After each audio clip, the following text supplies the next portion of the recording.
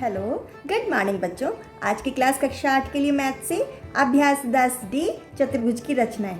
बच्चों, हम ऐसे तो समझ ही चुके हैं कि काम किस तरीके से किया जाएगा। इसी अभ्यास के कुछ और प्रश्नों को भी समझते हैं और अपना काम आसान बनाते हैं। ये वीडियो आपके लिए पार्ट 2 के लिए। अभ्यास 10D में हम कुछ इन दो प्रश्नों को भी ड्रॉ करना समझते हैं।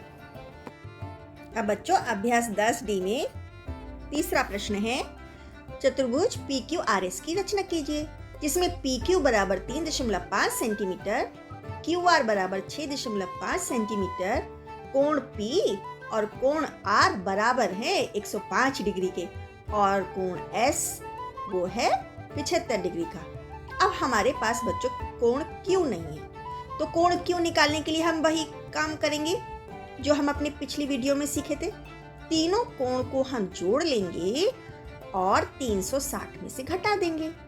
तो तीनों कोण को जोड़ने पर और 360 से घटाने पर हमें कितना मिला? 75 डिग्री। तो अब हमारे पास कोण Q भी आ गया है और वो कितने डिग्री का है? 75 डिग्री का। तो अब काम करना बहुत आसान है। तो बच्चों, अब हम चतुर्भुज PQRS की रचना करते हैं क्वेश्चन 3 को लेकर के, जिसमें हम पहले QR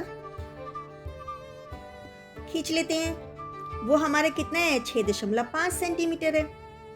अब हम Q जो हमने निकाला अपना 75 डिग्री का, उसको लेते हुए हम रेखा खींच लेते हैं और PQ के बराबर हम 3.5 सेंटीमीटर काट लेते हैं।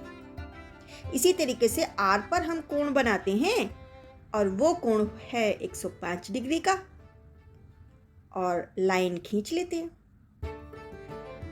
अब P पॉइंट से भी हम 105 डिग्री का कोण बनाते हैं और लंबी सी लाइन इतनी खींचते हैं कि मेरी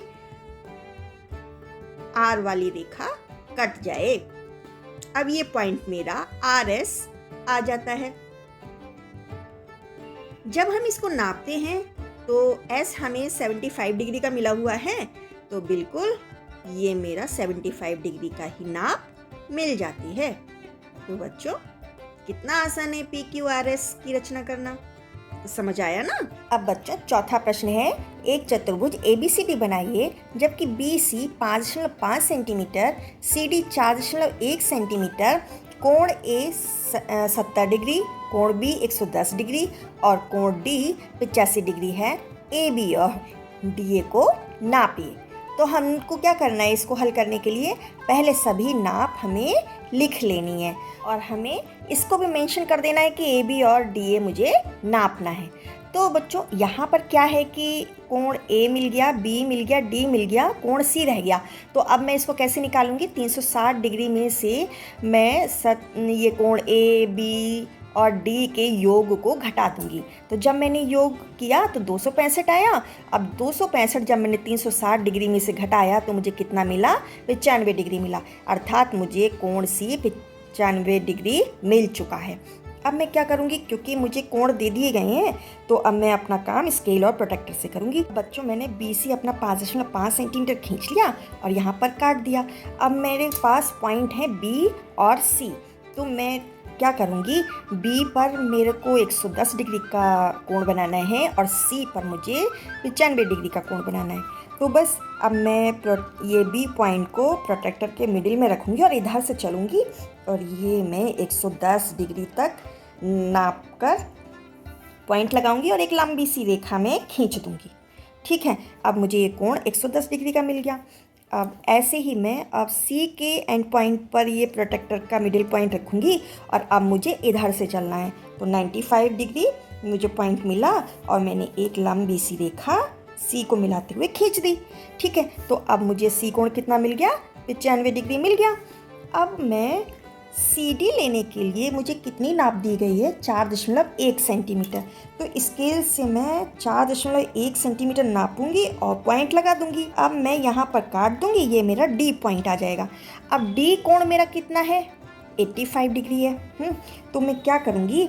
इसको यहाँ पर अब मुझे डी पॉइंट मिडिल में लेना है प्रोट्रैक्टर में। और मुझे कैसे चलना पड़ेगा? प्रोट्रैक्टर में इधर से चलना पड़ेगा और ये 85 डिग्री पर मैंने पॉइंट लगाया और एक लंबी सी रेखा मैंने खींच ली।